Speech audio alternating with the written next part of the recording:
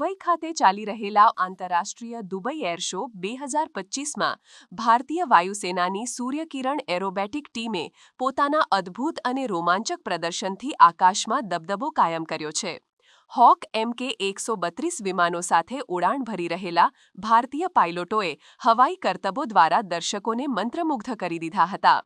આ પ્રદર્શનનું મુખ્ય આકર્ષણ એ હતું જ્યારે ટીમે સંપૂર્ણ તાલમેલ સાથે આકાશમાં એક વિશાળ હૃદયની આકૃતિ રચી હતી, જેણે ઉપસ્થિત હજારો લોકોની વાહવાહી મેળવી હતી.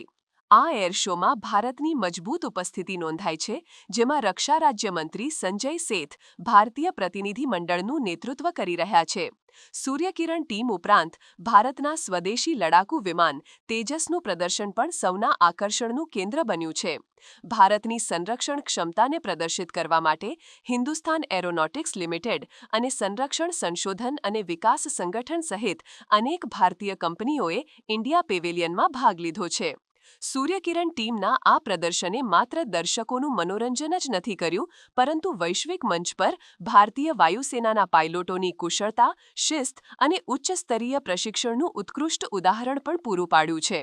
લૂપ્સ, બેરલ રોલ્સ અને વિમાનોને ઊંધા ઉડાડવા જેવા મુશ્કેલ કરતબો દ્વારા ટીમે ભારતીય વાયુસેનાની વધતી શક્તિ અને આત્મનિર્ભર ભારતની ભાવનાને સાર્થક કરી છે. આ પ્રદર્શન ભારત અને સંયુક્ત અરબ અમીરાત વચ્ચેના મજબૂત સંરક્ષણ સંબંધોને પણ પ્રતિબિંબિત કરે છે.